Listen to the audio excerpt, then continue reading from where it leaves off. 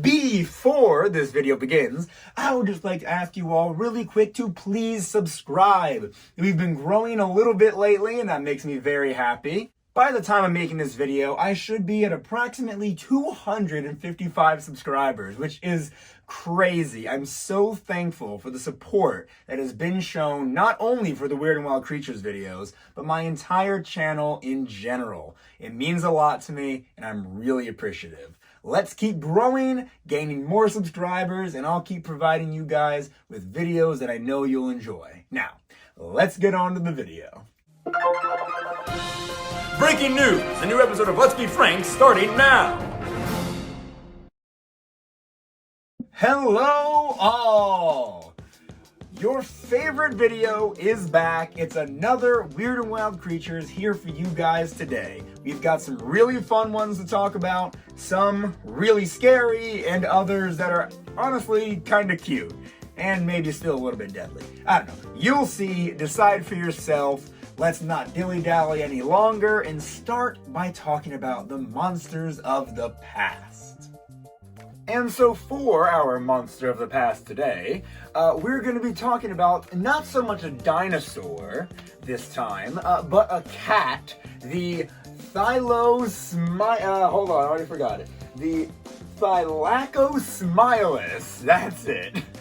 This thing, obviously, as you can see, resembles like a saber-toothed tiger, almost. This guy's pretty white, you're kind of spotted, and the fangs have kind of a holster built. The cat's mouth has a holster kind of built into it, as you can see, and the fangs kind of go and sit perfectly inside of them. Unlike the saber-toothed tiger, which kind of just has them hanging down at all times, overly exposed. And speaking of those fangs, Thylacosmilus's, oh, smile, I get it.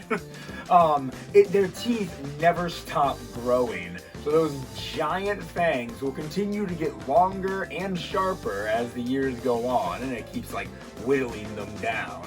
But yeah, they're about the size of a modern leopard, so nothing ginormous or anything, about 225 pounds. Still a very big cat, but, you know, when you think of dinosaurs, you think of giants, so at least this thing is a relatively normal size. But don't think you're safe, this cat will still kill you in an instant. Like I mentioned, those ginormous fangs can puncture you instantly. There ain't gonna be any struggling when you're fighting this cat, because it'll be over before you even realize what's happened. I mean, look at that poor prehistoric other animal thing down there. Those I'm not gonna try again. Those big cats are tearing right into it. Listen, I love cats as much as the next guy, but I'm gonna stay away from this one, and I recommend you do too, which will be pretty easy because they're all dead. Not all cats, just that one. Let's move on now to the nightmares of nature so we can talk about a creature with an easier to pronounce name. And the nightmare of nature for today is the stoat. Ain't he cute? He's very tiny, only getting up to about, like 20 inches or so. But don't get it confused. This tiny little creature can kill things much larger than it, and it will always go for the neck. It's smart like that.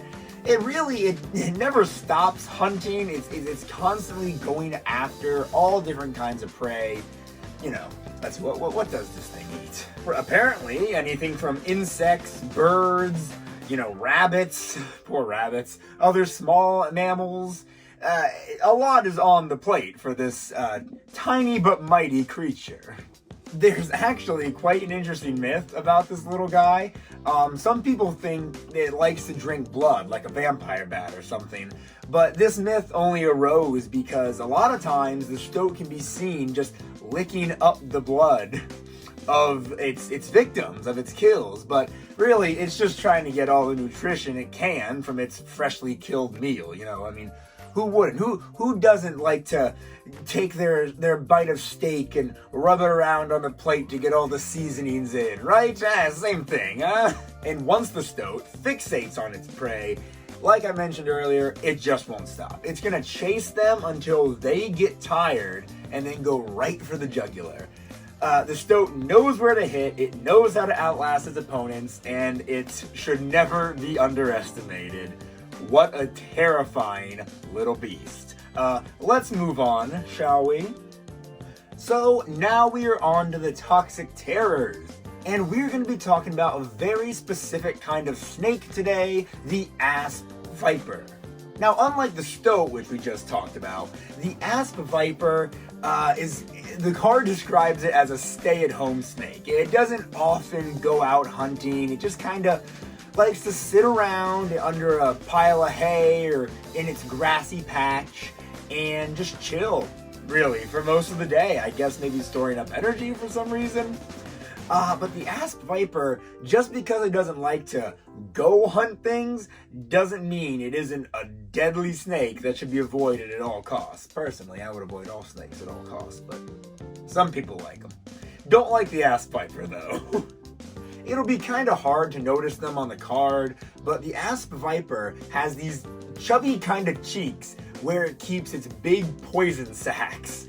The card describes it. It kind of sucks because you can't even see them well on the card, but the card does describe it as a surefire way to tell when you're looking at an asp viper, because they're gonna have some big cheeks full of poison that will kill you if not, if the wound isn't tended to in time. To finish up talking about this snake with kind of a wholesome note, most snakes do tend to stay by themselves. They don't tend to gather with a group of snakes or anything, but the asp viper does tend to kind of stay with its mate for a while, which is pretty cool, They ride or die, these guys. And since they do hibernate through the winter, they may just share their den with another asp viper.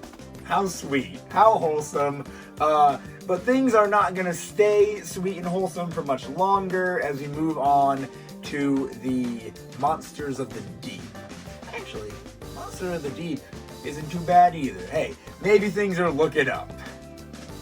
Well, turns out I was kind of right there in the end. The sea slug, which we're talking about today, isn't really all that dangerous or scary or anything. Now, they have built up a toxic defense inside of them, but if you're going around eating sea slugs, you probably deserve to get poisoned. It's kind of gross, man.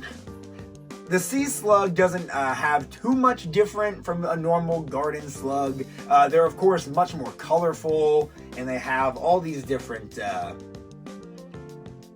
added features, you want to call them? What else would you call all those things? It's got those cute little horns, and if you look at the back of the card, yeah, we're going to go over there already, you can see that they're just more brightly colored, and honestly, kind of cute. I kind of like the sea slug. They're a little cute, The sea slug eats just about anything it can find, and there are a lot of them out there, because there are over 3,000 species of sea slugs, which, oh boy, I had no idea. I did not think there were nearly as many slugs, let alone just the sea slug variety, down there in our oceans. But for realsies this time, we're going to be leaving the kind of wholesome area where we talk about cuter things, and we're going to be moving on to a pretty brutal tiny terror.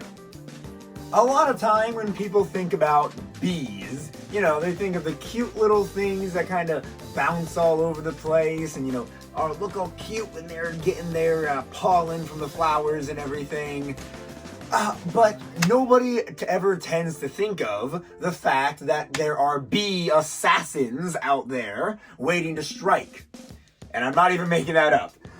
The bee assassin bug is pretty much built solely for attacking and killing bees. Why only bees? I don't know. Technically, though, the bee assassin bug goes after a lot of different pollinators, but bees are pretty much the main course for the bee assassin bug, obviously. Now, these guys know how to kill their targets, too. The bee assassin bug can release a special scent all right, that the bees are specifically attracted to. So there's a bee assassin bug. It'll just wait on a flower, producing its scent for the bees to come and smell. And with no prior knowledge of what a bee assassin bug is, the bee just ends up falling right into the trap, and unfortunately, the assassination occurs. Actually, the bee assassin bug can actually see 360 degrees, like, around itself with its big ol' eyes. Being only an inch big, that's pretty impressive, you know? And no matter where a bee's coming from, the bee assassin bug's gonna find them, and it's going to kill it. So if you like bees, I'm sorry to bring you down like that, but hey, we're gonna get back to a kind of cute area of Weird and Wild creatures, aside you don't see from these cards very often, with our strange wonders. I'm very excited to talk about this next one. And so for our strange wonder, we're talking about the giant panda. I'm just as excited as you are. However, unfortunately, as cute and cuddly as pandas look, everybody's always trying to tell you they're not actually some big huggable creature. They're just like other bears, you know. They're gonna protect their territory, they're gonna protect their young. What are you gonna do, right? What are you gonna do?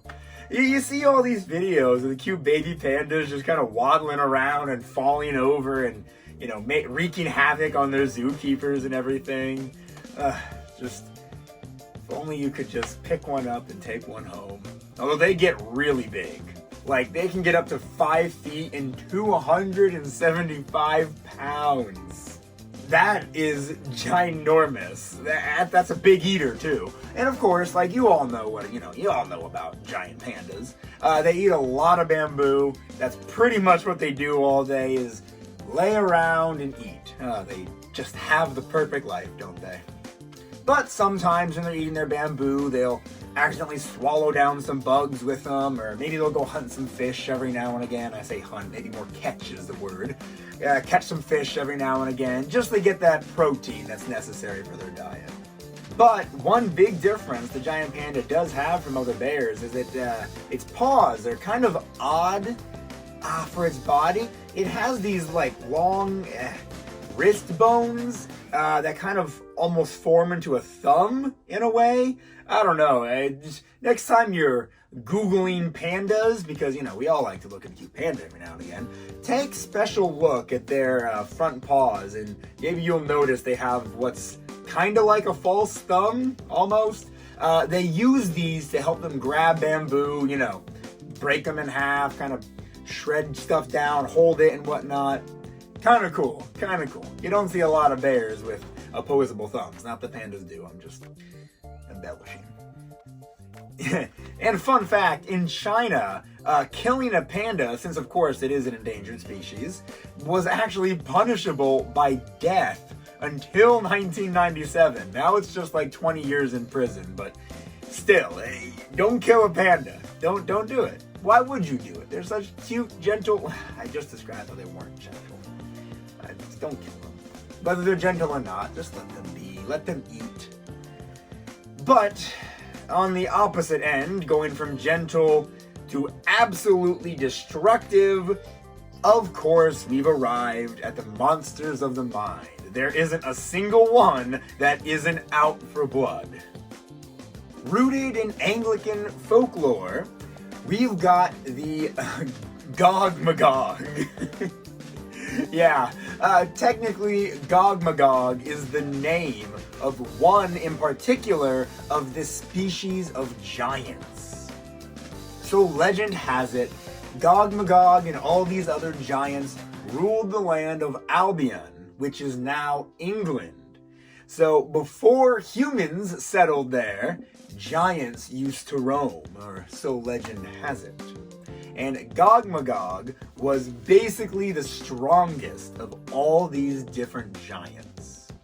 These giants were all apparently hideously ugly and very scary looking, standing up to like 13 feet tall, with their giant rippling muscles and everything. They could tear trees straight out of the ground. Boy, I wish I could do that. I don't know why. What did I say? Somehow, and I don't understand how this would be possible, but somehow, despite their incredible strength and admittedly crude weaponry of clubs and giant axes, eventually it came to the point where all the giants became wiped out, and Magog was the last one standing. Eventually, a warrior named Corinius challenged Magog and took him out by apparently throwing him off a cliff. Big and strong doesn't necessarily mean you can survive a big fall like that. So the giants have been vanquished, Magog is dead, and England can finally begin. And the rest is history. And that's pretty much all there is to say about Magog. Poor guy couldn't last very long, but you know what? He sure did pave the way for modern civilization. Thank you for founding Albion, which is now England. Magog, you're a true hero. What am I saying? What am I saying? Oh, he's just a giant. He's just a big giant. We gotta talk about him eventually, though. Anyway, thank you all so much for watching another Weird and Wild Creatures video. These things just will not stop doing well, and so I'm gonna keep bringing them to you guys, because it seems like you really want them. My first two Weird and Wild Creatures videos actually both passed 1,000 views. So thank you guys so much for your interest and for potentially sharing this video with others. If you haven't done it already, consider it. Subscribe, like the video, and make sure you follow my Instagram and Facebook, Let's Be Frank 2020.